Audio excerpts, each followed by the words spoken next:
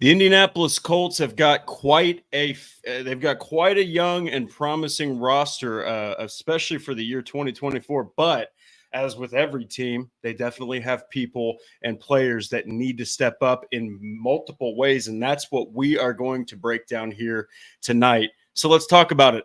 Welcome to the Horseshoe Huddle Podcast, part of the Horseshoe Huddle Network on SI.com. I am not Andrew Moore. I am actually Drake Wally, and no, your eyes are not deceiving you. Andrew Moore is expecting his first child, his son Jackson, at any time now. So filling in for the next couple of weeks is the one, the only Noah Gebert. Noah, introduce yourself, my friend. How are you today? What's up, Drake? I'm happy to be here. I'm actually filling in for you, I think, and I think you're filling in for Andrew. Yeah. So just looking, they're used to seeing your face. You're just on the opposite side of the screen this time. Yeah, you know what? It's pretty awesome. It's always nice to kind of mix things up a little bit, but the fans of the show, I know that you guys are going to follow us regardless. So everyone out there, wish Andrew the best. At any moment now, he's going to have his son, and he is going to be over the moon with happiness. So what we are going to talk about here today is very simple, yet so deep with context, and that is just players that need to step up. And so obviously last season, the Colts finished with a better than expected record. Okay. But at the end of the day, they still didn't make the playoffs. They still missed certain aspects of their game defensively, offensively. And so what we're going to do is we're going to break down three separate players. Noah's got three. I've got three. And I don't know about you, Noah. I feel like they're pretty good, but we have different reasons, from they haven't played up to their level all the way to they've got all the expectations on their shoulders and they need to, perform as soon as possible. Yeah, and I kind of like the way that we framed this. When you pitched me this idea, I was like, okay, we've got I do three, you do three. I'm like, how about we draft them? So I kind of wanted to go with the people I'm most interested in talking about, trying to throw a little strategy in it, taking guys that I want to talk about that I'm worried you might take. So I like to have my name next to some of these guys because these are some of the guys that I'm definitely keeping a close eye on. Yeah, and we got to get to, before we even dive into anything, we have to get to our incredibly loyal supporters and then a wild card chat here. So first off, we have the one and only Truett Trussler. Thank you so much for the super stickers. This is a little different. Usually I'm the one that has to drink. But I have to talk a lot as the host. So you guys, you're going to be halting the show doing that, but I appreciate it. No, that makes it more worth it, I think. True. You're the one and only, man. Appreciate you. And then we got another one here from Joe McHenry. Thank you so much for the super sticker. Going to get another swig in there for you, Joe. Thank you so much for supporting us. And then we do have Andrew Moore, who is currently, he's any moment now, I'm telling you. He's busy. He shouldn't be here. When you guys were doing the show, I was at a wedding. That's nothing compared to what he's doing. So, Andrew, thank you so much, man. We really appreciate it. And thank you so much, everyone else, for joining the show. We do have the third show of the host here, or third host of the show, excuse me, Stats Matt there, talking about Andrew missing a great topic tonight. It is, and that's something that we're going to start with. And I know, Noah, we'll go ahead and kick it off with you, and we'll kind of spend a little bit of time with each guy. But this first guy definitely has incredible upside. I thought when he was on the field, he looked fantastic. There were certain times you're like, he can work on a few fundamentals, but overall, man, I think that we're all pretty excited about the guy you're starting us off with.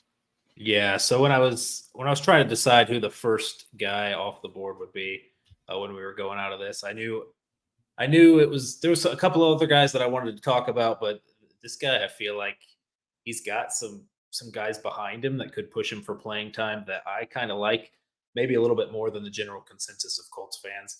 But either way, I think he's got a ton to prove, and that's going to be Juju Brents, second-year corner, coming into what is really a thin position group, and they didn't make any outside acquisitions aside from a 5th and 6th rounder, just 2 day 3 picks. You're looking at a guy who played 9 games last year. I think last season he came in with a ton of expectations to be a starter on that outside spot. Ended up getting essentially what I would say is outplayed by a 7th round rookie in Jalen Jones last season. And that's one of those guys behind him that I'm not so worried about Juju coming in and being a huge contributor because I know they've got Jalen Jones on the outside that can step up and fill that role also. And then you've got another guy, Dallas Flowers, who's coming back off of injury. So if Juju doesn't step up, I think there's two young guys on the roster that the Colts really like that can fill that outside spot. But really, ideally, I think you're expecting your second rounder to come in, or your second rounder from the previous year to come in and really man down one of those spots when there's such ample opportunity for him here. Yeah, and when you talk about just his overall look, the way he plays, his physicality, just that lanky, long, Yep. There's almost those tentacle-like arms. I mean, he's got freakish wingspan. And I think we talked about this a little bit on the draft, or when we were doing the live draft with Andrew.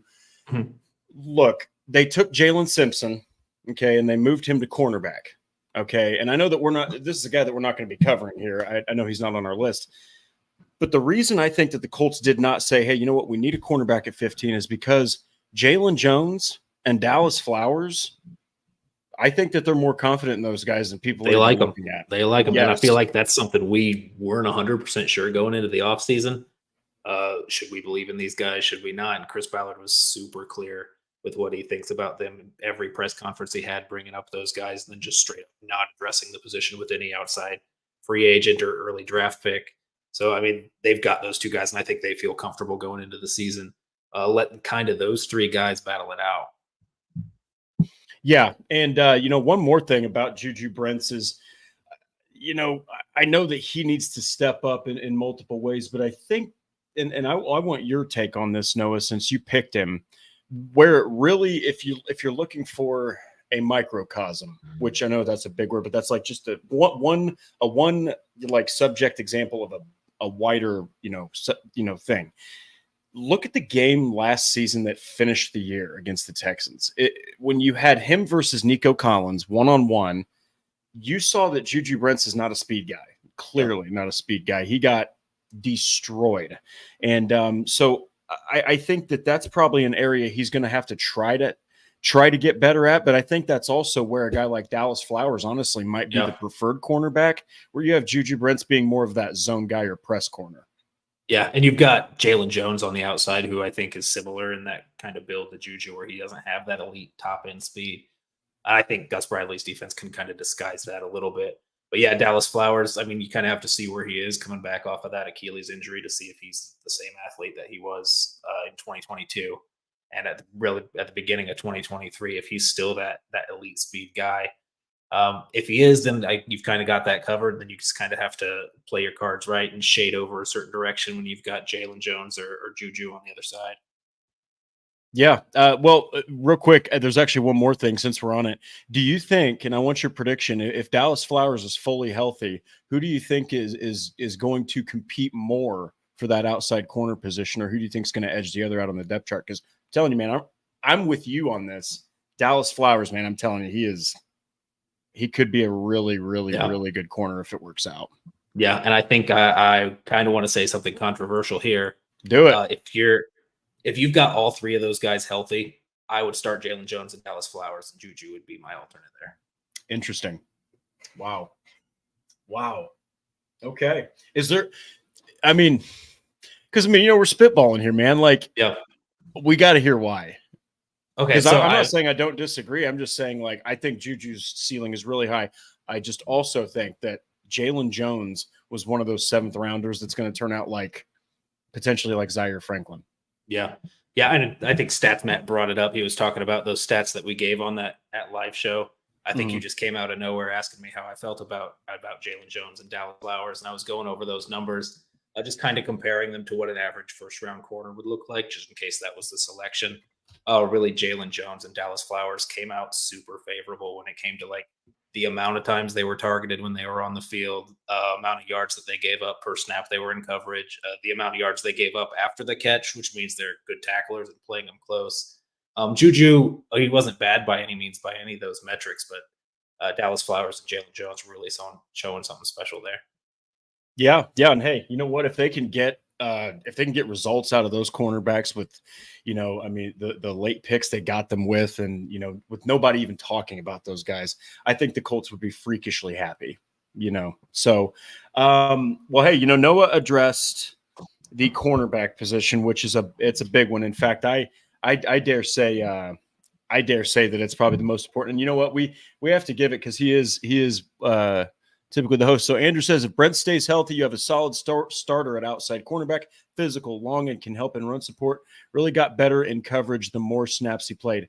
Mm-hmm. Now, I agree with that. Now, I also do think that I just think that Jalen Jones, I think near the end of the season, especially against the Raiders, when he was going up against Devontae Adams, that was kind of a tall task for him. But, you kind of saw him get exposed just a little bit. And then Dallas Flowers, I mean, after 4 games, he was done. So I'm pumped to see all these guys just totally healthy, ready to go in Gus Bradley's defense. So thank you so much, Andrew, man. It's a life-changing experience for you. And here you are tuning in like a boss. So this is also life-changing, so.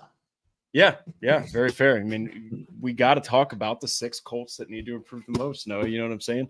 I decided for mine to go more along the lines of the defensive front. Now, I think that there's multiple guys who could step up, and I think that you're, for Juju Brents, it wasn't that he's been sucking that is the reason he needs to step up. It's that he was drafted in the 2nd round. You got to live up to that stock. And, he's got a lot of potential for this pick. It's really a guy that I think showed a lot of potential last season. I know Andrew's super high on this guy, but I'm going to go with Quitty Pay. All right. I could have gone, I was so torn, man. I wanted to go with Samson Ebukam, and here's why. He went out there, led the freaking Colts in sacks, was damn near the top guy in pressures, only behind DeForest Buckner. And yet, here comes Leatu Latu, who's a guy that is a little bit more of the style of Samson Ebukam, but he's bigger, so he's kind of also like Quitty Pay. Yeah. But I just think that Quitty Pay now, especially that they gave you that 5th-year option, you must step up. I know he got 8.5 or 8 sacks. I don't have it up in front of me, but he set a career high in sacks last season. He just has got to get more consistent pressure on the quarterback. I think that the fact that they picked up Latu and got Quitty Pay's 5th-year option means that they're going to play both those guys on the field at the same time. I don't know, Noah, what do you think? I think Quitty Pay, I think that, he hasn't necessarily lived up to that 1st-round potential yet. He's also had some nagging injuries, some less than ideal roster situations. What are your thoughts on the going into the year 4 defensive edge rusher? Yeah, I mean, I would definitely say hasn't lived up to 1st round. That doesn't mean throw him to the side.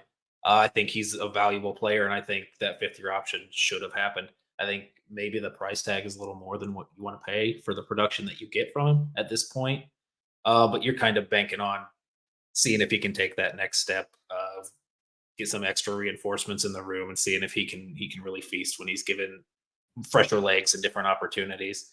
And I think when you picked him and you're trying to decide between Quitty Pay, Samson Ebukam, I think the big question that I kind of was trying to debate in my head when we were going through these picks is, when you're saying must step up, are you saying must step up because they need to prove it for their sake, or they must step up for the Colts to have success? I think Quitty Pay is a big kind of both in that. I think Samson Ebukam is more like he needs to step up for himself because his roster spot's looking a little bit more precarious after the selection of Latu. Interesting. But I wouldn't have said that until they gave that 5th-year option to Quitty Pay, and now Ebukam seems like if you need to pay Dio and you want it, like what you see out of Quitty Pay, then I feel like Ebukam would be the first one to go after this season, and his contract's only goes until 2025 regardless. So I feel like he would need to step up for himself. Quitty Pay, I feel like, needs to step up for himself to prove that he's worth that 5th-year extension and to get another roster extension after that. Yeah. And, this, first off, I'll go with Andrew's points typically and the support side of Quitty Pay. Hell of a run defender, man. Mm-hmm. I mean, we saw, and this is not to bag on Yannick Ngakoue, but you saw what it looked like when you had a guy on the edge who just NASCARs right by the running back. I mean, that was Yannick Ngakoue. Quitty Pay is a stone. He just stops, and it is a turnstile right there, and he just holds his blocker in place waits for that back to pick a side, and he's incredibly strong is what I'm saying.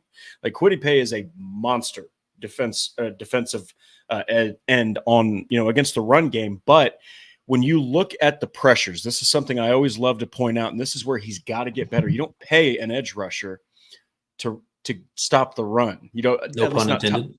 Not top money. There you go. Not top money anyway. So I'm going to run down from first down until we hit Quitty Pay for total pressures on the quarterback from 2023. DeForest Buckner, 52. Samson Ebukam, 48. Tyquan Lewis, third, by the way, 44. Then you have Dio Dengbo with 29. Then you have Quitty Pay with 28. All right, now Quitty Pay had 410 pass rushing snaps. Tyquan Lewis had 259. Yeah. I mean, different skill sets, but Lewis is still a pretty good all-around guy. My point is that Pay needs to put more pressure on the quarterback. Everyone gets enamored, and rightfully so, Noah, with sack numbers. Everyone loves themselves some sack numbers, and it plays opposite ends. Look at Quitty Pay, 8.5 sacks. Well, he's got to get more sacks, or he got 8.5 sacks, but it's the pressures. Yep. It's the pressures. Whereas with Yannick Ngakoue, everyone's like, but he got 9.5 sacks. It's the same thing. Pressures, they're not there. He's got to get more pressure on the quarterback. And I also think Latu's addition to this defense, I honestly think it only helps his chances, because the more edge rushers you have on the front, the more chances that everyone has to get to the quarterback. Yeah, for sure. I like that you brought up Tyquan Lewis also. That's one other guy on the roster, and a really deep defensive line room. And Chris Ballard says you can never have too many pass rushers. Man, they've got a lot of horses in that group. Yeah, and the good news about it is they can take pretty much everybody that is a top level guy, or at least on the roster, and they can just continuously rotate them in and out. Yep. And I also will say that, like, I think that with Quitty Pay, like Andrew says in the chat, look, his run defense is truly a fantastic feature to his game. But at the end of the day, you gotta be more complete. You can't be the one-trick pony. We saw what happened with Yannick Ngakoue. I know that we keep using that example, but that's why he's no longer a Colt. 9.5 sacks meant nothing to the organization. They saw the tape, is what they saw. So I think that Quitty Pay just needs to step up. I believe in Quitty Pay. Last season was his best to date. And I think that with and I don't know about and I want to hear your thoughts on this. If you have him, Latu, Samson Ebukam, Dio Dengbo, Tyquan Lewis, then you're dealing with DeForest Buckner and Grover Stewart and Raekwon Davis. Do you think that altogether, along with Quitty Pay potentially having another fantastic year, do you think this Colts team could have a top 10 defensive front? Yeah. I feel like they weren't that far off last year. And when you add Latu, and then you just kind of hope that Pay takes that next step, you don't get that suspension from Grover, so you get more consistent play out of him. I definitely think they've got a top 10 group. Perfect. Well, you know what? Now that we've covered two straight defensive players, one in the secondary, and Noah had just for anyone that's joining us, Noah had Juju Brents, cornerback, and then I had Quitty Pay, defensive end. So Noah's next pick is an incredibly valued player. Let's just say that. Yeah. Still can grow, though. Still super young. Noah, please go ahead and tell us who your second pick is. Yeah, this one was interesting. Not so much in that he needs to step up because he hasn't been pulling his weight. I just think there's an opportunity for him to take a leap, and that's Michael Pitman Jr., receiver. I know we drafted A.D. Mitchell in the second round. You've got Alec Pierce, you've got Josh Downs, but those are the guys, man. Those are young, experienced guys in that group, and he's got to establish himself as that. He's the number one target in Indy. I think he needs to establish himself as a number one guy league-wide. He's got that extension, $23+ million per year that he just got. I feel like that's a good number, and I don't think that's like top 5 receiver money. That's not going to be top 10 receiver money in a couple years. So you're not really expecting him to play up to that point, but this is somebody who's got that opportunity. When he's played with a different quarterback every year, every season that he's been in the league, then you've got Anthony Richardson coming back. You're hoping you get a whole year healthy with him. I feel like you need to see what you've got with Richardson and Pittman and hope that's the thing that grows going forward. The offense just kind of needs that dominant number one guy. Shane Steichen in 22 had A.J. Brown, who I'm not expecting Michael Pittman to be A.J. Brown, but a guy who had almost 1,500 yards and 11 touchdowns. And then MPJ last year with 1152. So yards wise, I'm not expecting that much more, but came away with 4 touchdowns last year. So I feel like you need an uptick in production from him that way. Yeah. And look, I love that you picked Michael Pittman just because this is, and I love that we picked this subject because Juju Brents was because of the potential. Okay. Quitty Pay is because it's like time to step up, dude. 8.5 sacks is great, but you were a first round selection. Step up in the pass rushing regard. For this one, it's really just the weight of responsibility. He has to keep it up. Michael Pittman has to keep it up. Look, he started year one with Phillip Rivers. Quiet guy. Me and Andrew talk about this all the time. Just not really the outspoken guy who, nowadays will go up, pull down a ball with 2 defensive backs ripping his helmet off in Baltimore. That wasn't the Michael Pittman in 2020. He only had 40 catches, 503 yards, 1 touchdown. Then 88 catches. This is with Carson Wentz for 1,082 yards, 6 receiving touchdowns. Then you have Matt Ryan, Sam Ellinger, and Nick Foles, 2 of which were totally washed. And another guy pretty much could be a practice squad quarterback, but nonetheless sets more career highs in targets with 141, 99 catches. He dipped at 925, but no one could get him the ball, and 4 touchdowns. But it was really last season. 2 more quarterbacks at Noah. Yet again, new record high or new career high in targets with 156. By the way, that's almost 10 a game, just for anyone that's curious. Catches 109 passes for 1,152 receiving yards. All 3 of those career highs yet again with 2 more quarterbacks. This guy has caught 336 passes at a near 70% clip, by the way, with 7 freaking quarterbacks throwing him the football.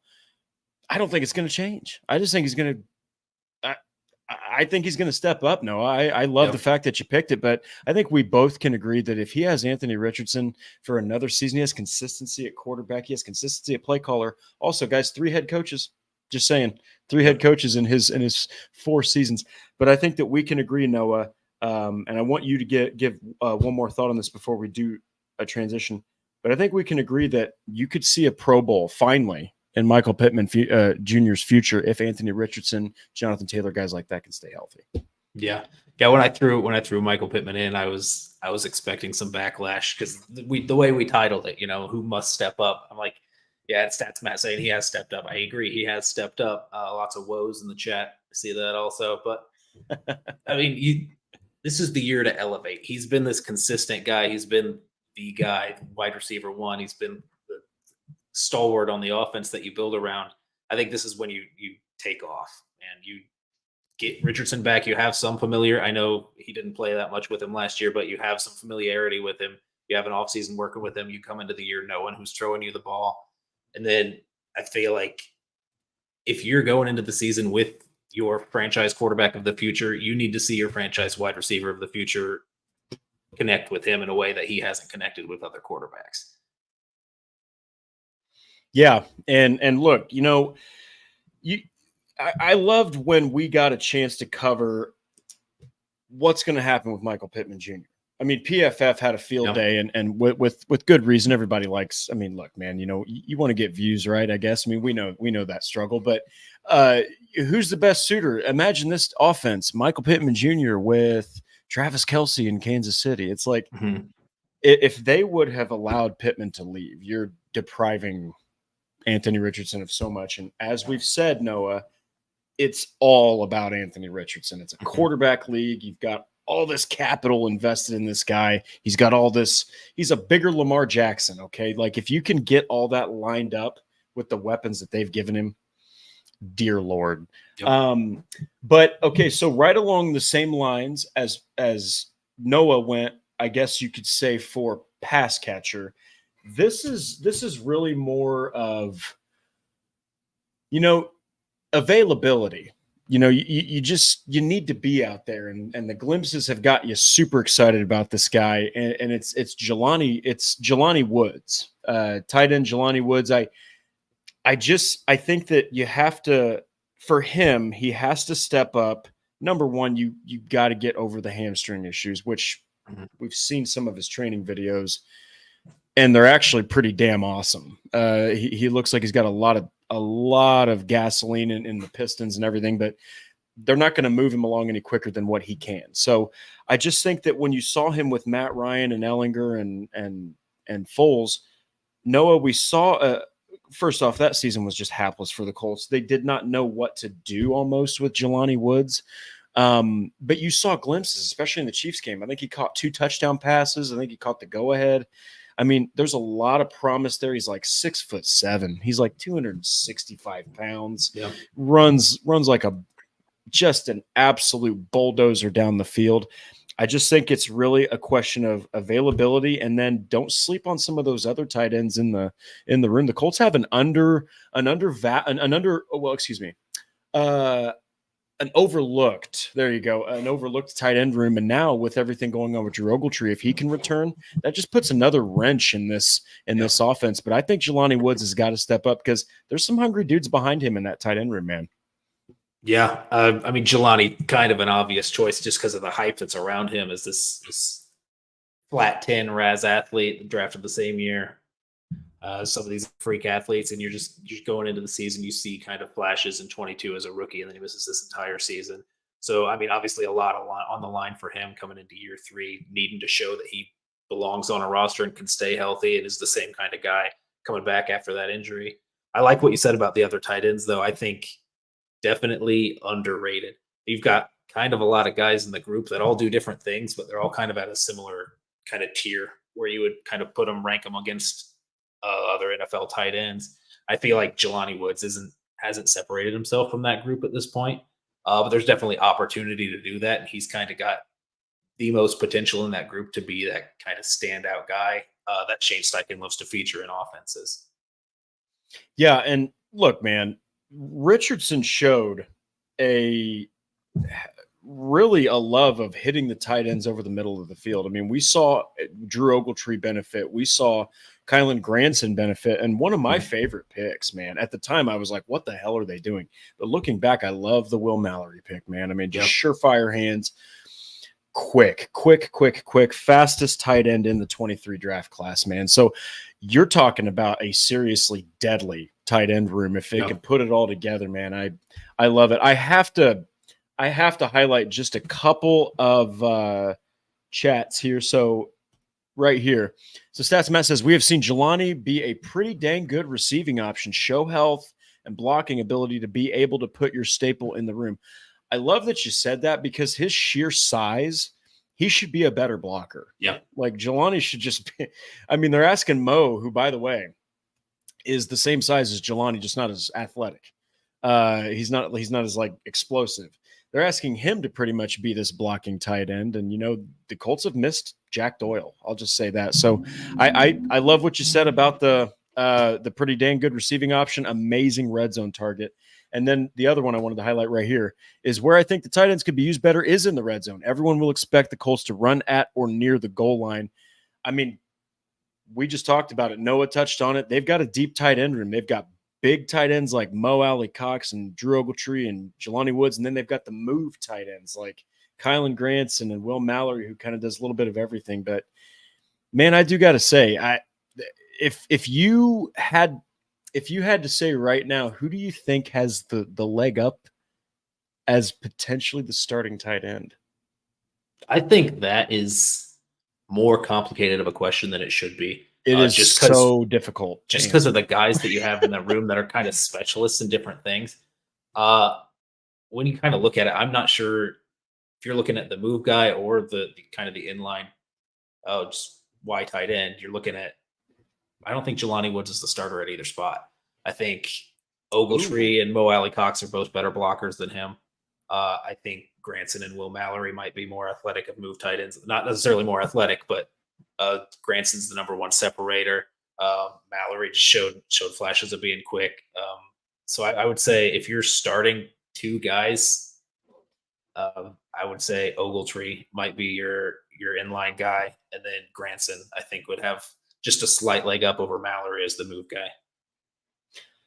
I absolutely love the fact this is why Noah is just so great, man. It goes against the freaking grain, man, and he's got legitimate stuff to back it up with. He was basically reading Andrew's mind here. Woods may not even be the starter at the moment. Yeah, Ogletree is the starting inline option. Which, by the way, people, Ogletree, I understand all the whatever. That's behind him. This dude is probably the best blocking tight end on the team, first off.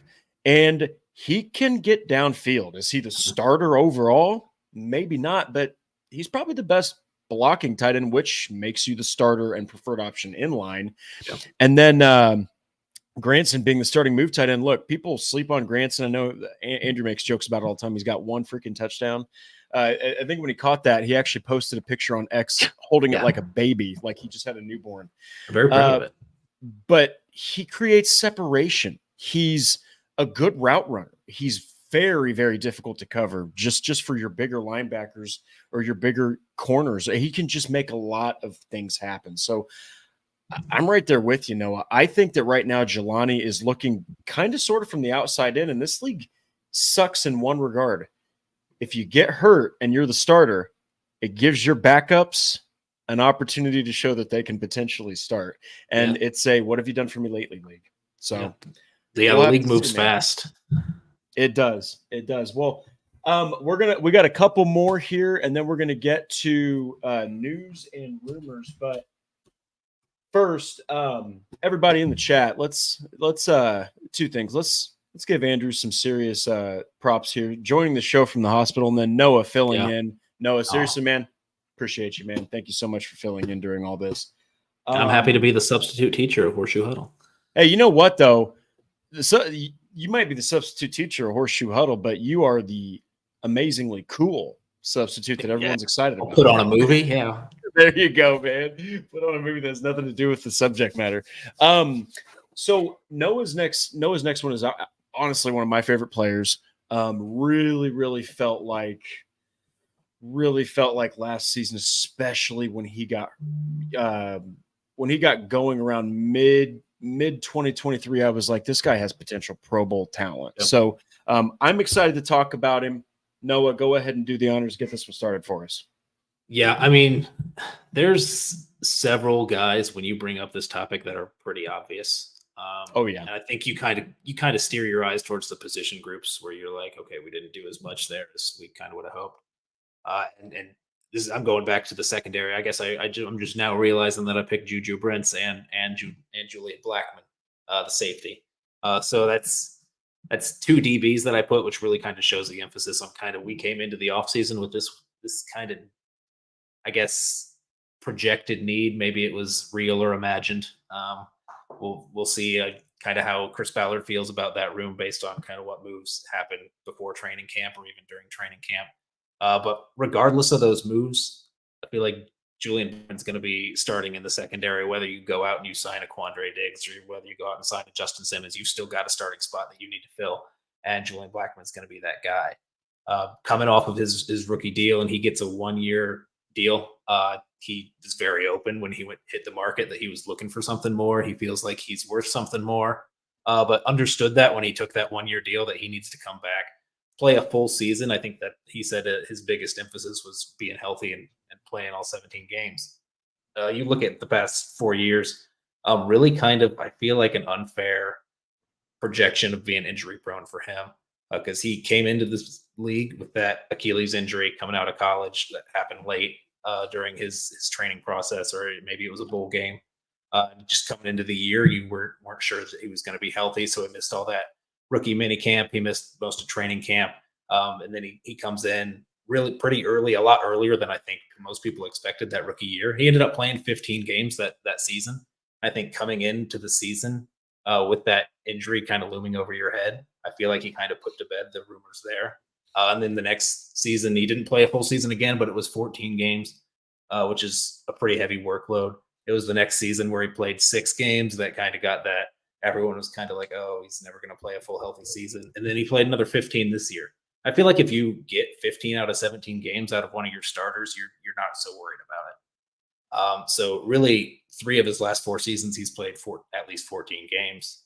So I feel like the injury bug isn't as big of a deal as it's made out to be with him. But if he comes in, he plays all 17 games, I feel like you can completely throw out the window with him. So I think if he performs as he's performed the last 4 years and he stays healthy the whole year, then I think that really proves a lot. Yeah, yeah. And before I dive into it here, we got a super chat from Mark Hokie. Hey, appreciate you, Mark. I got to give a super chat swig from this tin cup here. So appreciate your support here, Mark. Thank you so much. Man, I love that I love that you said if you can get 15 out of 17 games from your starter, that's pretty solid. The NFL used to be like 10 games. Yeah. Then it was 12. Then it was 16. Now it's 17. Guess what, peeps? It's going to be 18. Like don't even be blown away if they add an 18th game. If the NFL can squeeze in games now that they're making the game safer, they're going to make that happen. Julian Blackman, man, what a season last year. Led the team in interceptions, by the way. Okay, he had 4 interceptions. He set career highs in tackles with 88. He set career highs in tackles for loss with 5. Fumbles recovered 2. Passes defended 8. Interceptions 4. And he still missed 2 games. And I'm telling you, I was Andrew Moore actually gave me his season ticket, and I got to go watch the Raiders game where Max Crosby called Gardner Minshew a little ass boy. And you really you just saw that they were missing Julian Blackman, man, and they missed him. They won, but they won by 3 points. And then I think they dearly missed him against Houston because while everyone, I think that when you watch that game back, Troy Aikman actually broke it down, but Nick Cross, so that whole post route where Juju Brents got destroyed, right? Everyone's like, well, where was the safety? Well, the safety took the tight end underneath. It was on it was on Brents to take him one-on-one. I think that there was a couple other plays during that game, though, where the safety communication between Nick Cross and Rodney Thomas II was brutal. There was one where Stroud found an open touchdown to a tight end, or no, a fullback, because they even played the tape back, and you can see Nick Cross and Rodney Thomas literally like hand signaling each other. And after the touchdown, they're going like this. Julian Blackman is an expert in that area, expert communicator, expert play design guy. He knows what's happening. He can call the audibles. He can adjust the coverage. It's so undervalued, dude. And I just love that you put him on here because I think that the Colts are saying, look, man, we love you, but this is a what have you done for me lately league. And you just came off of missing the last 2 games of the season where we had to win both of them. So I think that this is a year, honestly. I mean, and Noah, I think that you can agree. Julian Blackman stays healthy.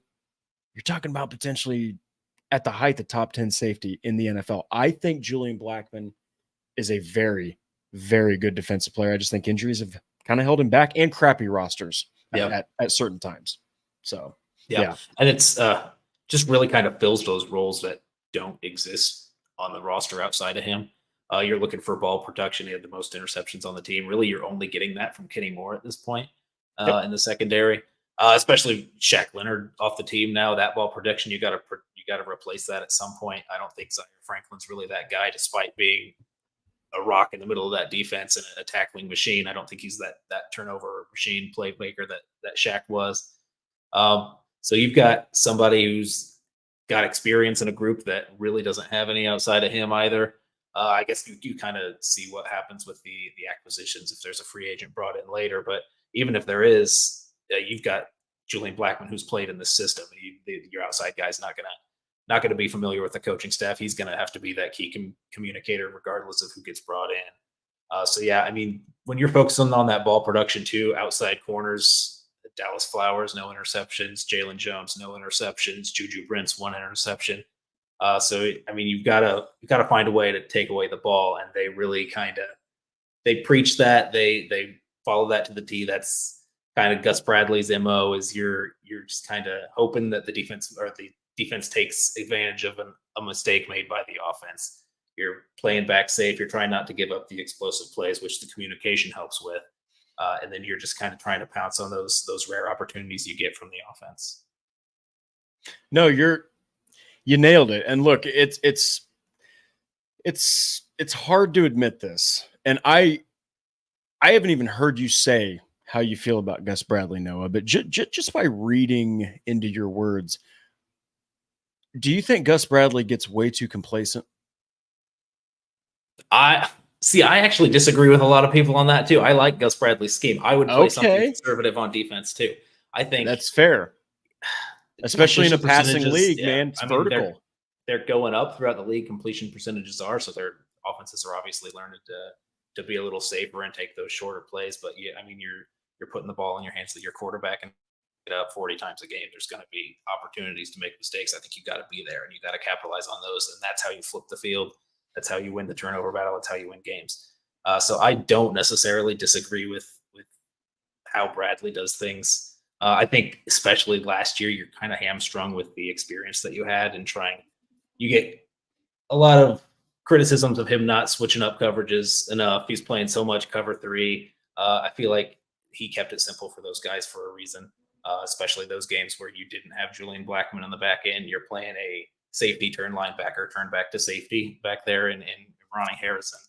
So, yeah, I mean, I like Gus Bradley's scheme, and I had no problem with him being retained when Shane Steichen came on. I think really you get guys, especially with continuity in the defensive roster, continuity in the staff. I feel like it's the right scheme to play. Yeah, I mean, I was just getting your opinion because to kind of put a bow on this whole Gus Bradley thing, you come in, right? You're obviously seasoned and you were the Legion of Boom guy. Great. But he comes in 2022 and inherits the Jeff Saturday season. Okay. And Shaq Leonard's 3-game year where the whole back issues happen. And then you think Nick Cross is going to start. You can't start him. You got to put in Rodney McLeod, Then you turn around and here, Gus, here's arguably one of the youngest secondaries the NFL has. Now go out there and turn, by the way, Dallas Flowers return guy, turn him into a corner. There's a reason they kept him.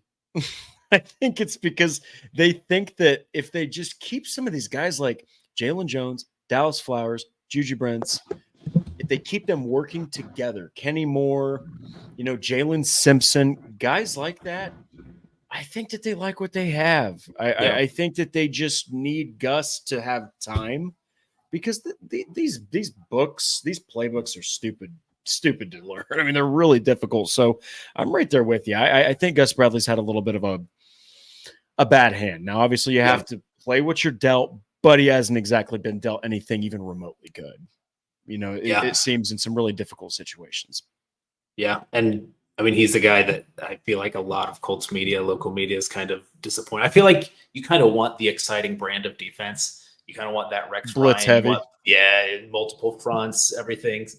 I don't know. We'll see kind of what Charlie Partridge brings because I know he was running a lot of stunts in there at Pittsburgh and a lot of different fronts on the D line. So maybe you get some switch up there. But really, I've been okay with keeping it simple, and I've always been okay with keeping it simple. It's fun to watch if you take advantage of turnovers, even if you're not blitzing like the rest of the league. Yeah. Well, hey, just to kind of put a bow on the players we feel need to step up the most.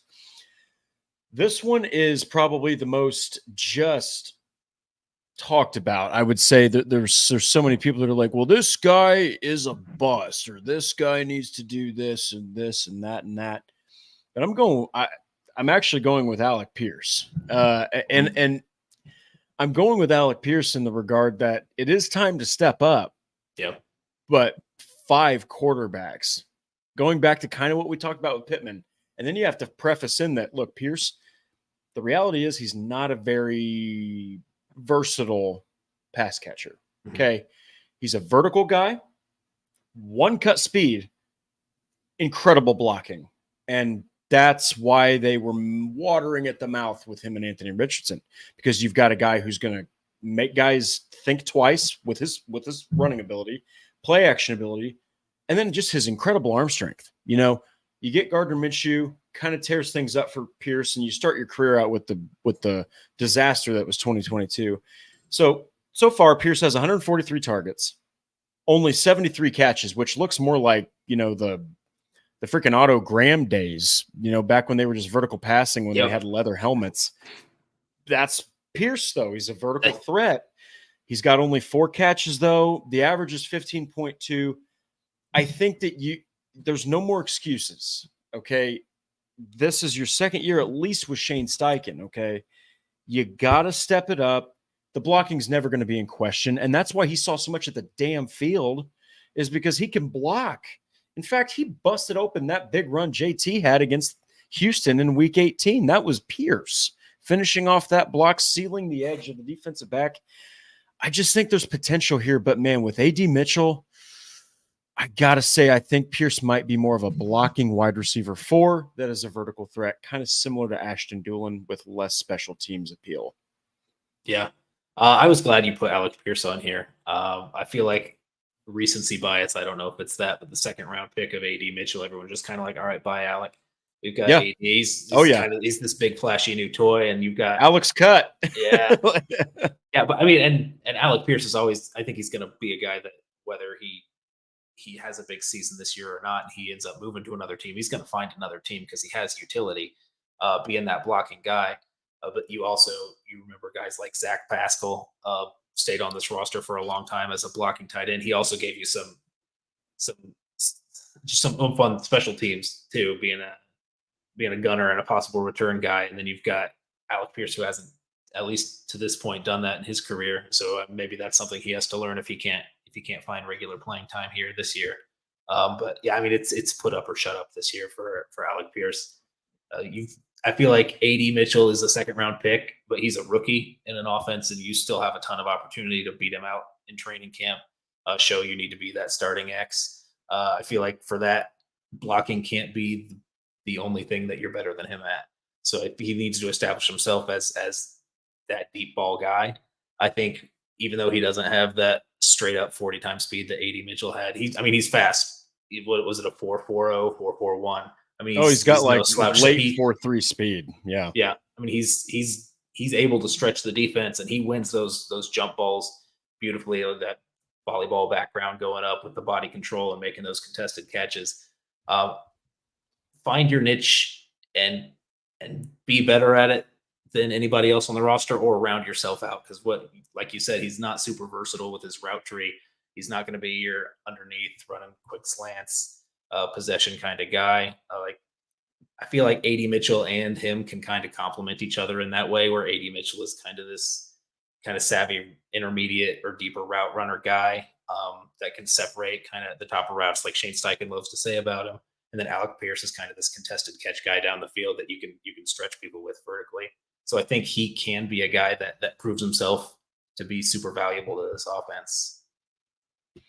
Yeah, and look, you talk about when you hear role player, a lot of sports nuts go right to basketball, right? Of course, you got the rebounder, you've got the post guy, you've got the space guy, the point guard specialist, the passing specialist.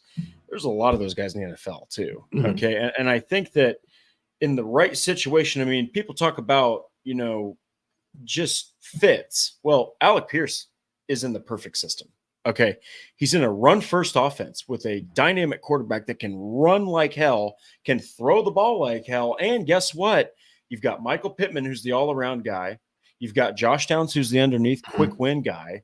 You've got a bevy of tight ends. Just go ahead and choose one of those guys. And then you've got A.D. Mitchell, who is a crisp route runner. Okay, has a lot to work on.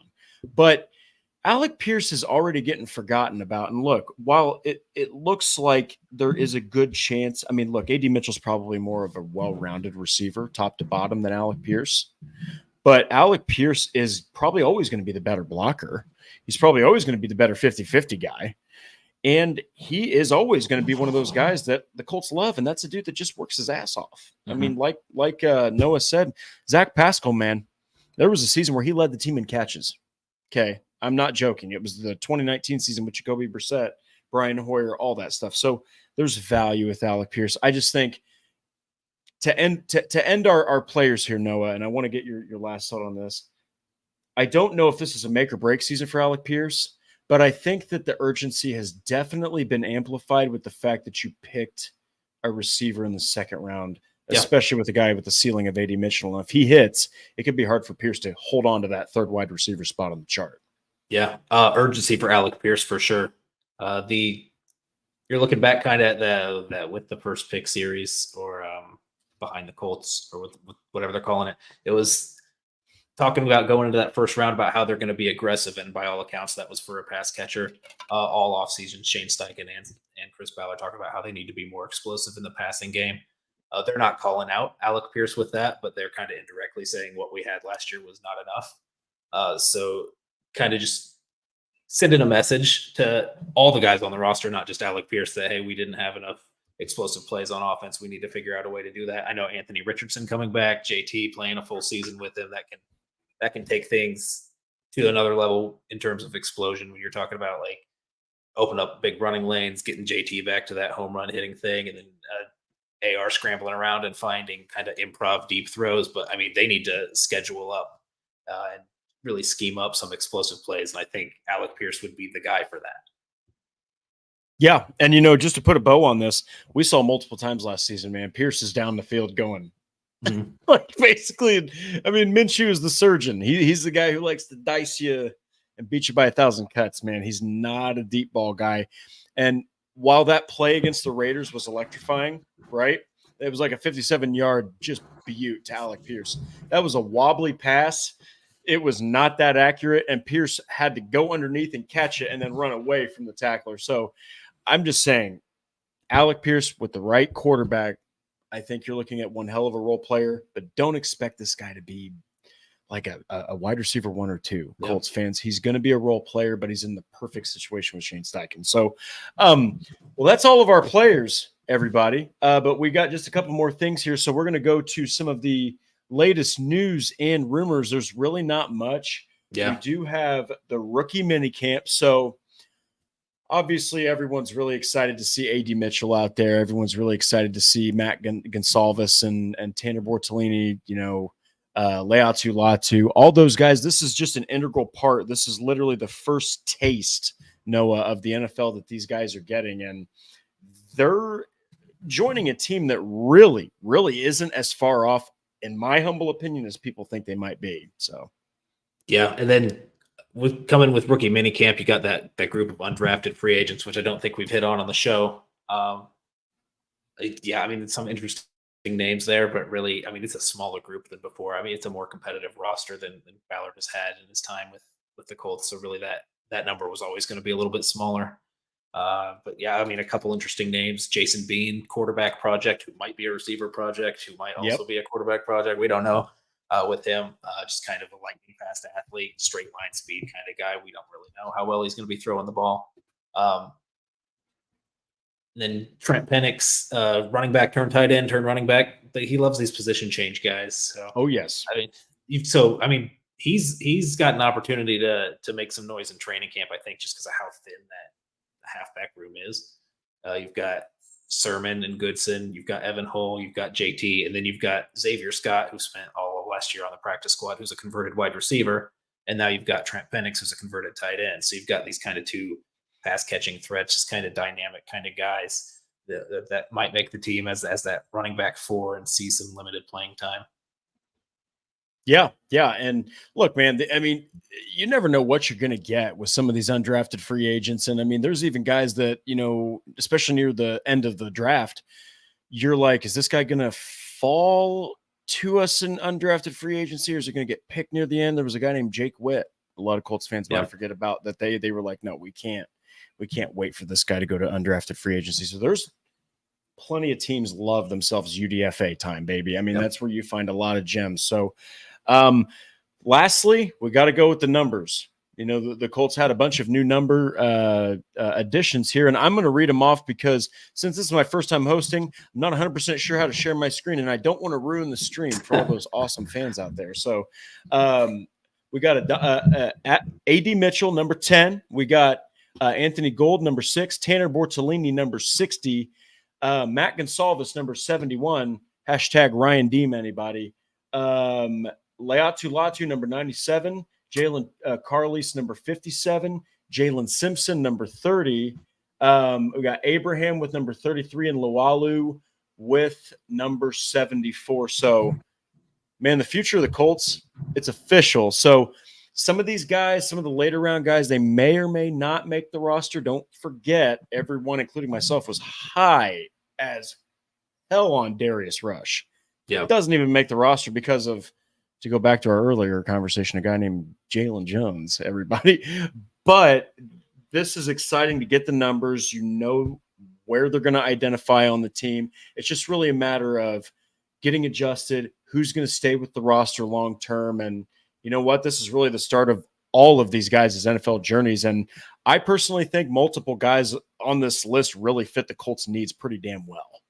Yeah, just going back to the numbers, I posted a prediction before it came out because we were bored waiting on them. And I kind of guessed nobody would have number 0. We wouldn't see anything outlandish. A lot of people on Twitter are very unhappy that there was no 0 in my predictions, and there was no 0. And it was supposed to be A.D. Mitchell. Yeah, right. Yeah. Well, the Colts have just been so conservative since they changed that number rule, the jersey number rule, where there's so much more lax on who can wear what. They've got no defenders in the single digits or the teens. They've got no linebackers in the 20s or 30s. I feel like when Quentin Nelson got drafted, he wanted 56 because of what he had at Notre Dame.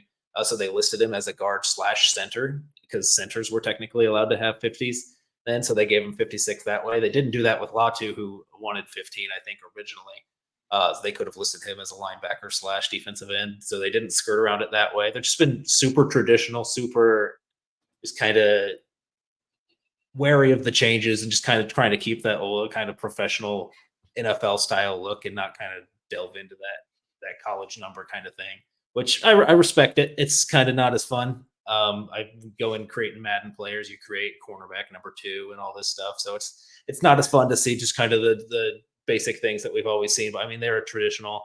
Uniforms haven't changed that much in 50 years. Jersey numbers, they're going to be reluctant to change that too. Yeah, I mean, and there's nothing like going into NCAA college football and making your punter number 99. Yep. You know? Yep. So, but hey, guys, that is our show. You know what? No, we did good. We did good. That's almost an hour. Yeah. I think we did good. We can't thank you guys enough for joining the show. We had a couple of different super chats. So Mark Hokie, thank you so much. And then we had Truitt, thank you so much. And then earlier on, we also had Joe McHenry. So thank you so much for the super chats. You know, I guess at the end of the day, man, to put a bow on this, me and Noah, we think the Colts have got one of the most promising rosters that we've seen recently. I mean, it looks really, really intriguing. Okay. And there's excitement again. And it's all on Anthony Richardson's health. Mm-hmm. It's all on keeping guys healthy. But, man, I think you can agree with me that the draft class paired with just who they've already had on the roster and who they managed to keep and retain that were due to become free agents, I think that it makes the Colts kind of one of those teams that you're overlooking because everyone talks about Trevor Lawrence and now C.J. Stroud in the AFC South. Don't sleep on Indianapolis. Yeah, I mean, barely play away from the playoffs last year. A whole year of Anthony Richardson, second year of continuity with all these young guys. I feel like 10 wins maybe should be the expectation for Colts fans. I don't know if that's enough to get them the AFC South title. I mean, it's going to be tight this season, but yeah. Oh yeah. You should be expecting a playoff push this year. Yeah. Well, hey, that is our show. On behalf of Noah Gebert, myself, Drake, Wally, we cannot thank you guys enough for joining us. I am currently, I think I just recently, I've been writing this is a lot different when Andrew hosts it because usually I've been writing so much and we've been busy enough that I've got the Colts 2024 draft class loved and snubbed by ESPN, nothing new. And then Michael Pitman Jr. was also on Zaire Franklin and EJ Speed's Trenches show. So I covered that. He detailed some interesting things. So go check that out on horseshoehuddle.com. Noah, what can the people go check out that you've written, or do you have any amazing ideas? Noah is an outside the box thinker. I swear to God, his articles are awesome. Please go check them out. Yeah, too much praise. But I've been just kind of diving into this UDFA class. The Colts have storied history with UDFAs. They went on that long streak there where every year they were making it. It was the longest streak in the NFL where they had one make the roster. As the roster's gotten more competitive, that hasn't been the case necessarily, but still, when they sign these guys, you're kind of looking out to see what they can be, what they can do. And I feel like there is some opportunities for some of these guys to join some of the weaker position groups and kind of establish themselves. So looking into that, and then man, we've got months until we really get into the meat of training camp. So I'm going to be digging in. I'm expecting to watch a ton of Anthony Richardson film this past season, just trying to dive into and kind of chart kind of what the offense was doing, just so I'm not sure what pieces that'll turn into in the future, but I just kind of want to understand for myself more of what the tendencies were when he was in the game, so I can kind of have a more educated opinion when I'm coming at you guys with what we should kind of expect to see going forward. Absolutely. Well, hey, go check all of that out on horseshoehuddle.com. You can follow us on Twitter, on YouTube, on Facebook, Horseshoe Huddle Podcast. So we hope everyone enjoys their night. Everyone, please, spend time with family, relax a little bit if you get an opportunity, and join us again on Thursday, where myself and Noah, again, it's just so weird to say that. Myself and Noah, again, are going to be bringing you more Indianapolis Colts coverage. Everybody wish Andrew Moore a wonderful time while he's in the hospital expecting his first son, Jackson. And until then, everyone have a wonderful week, and we'll be seeing you very, very soon right here on Horseshoe Huddle.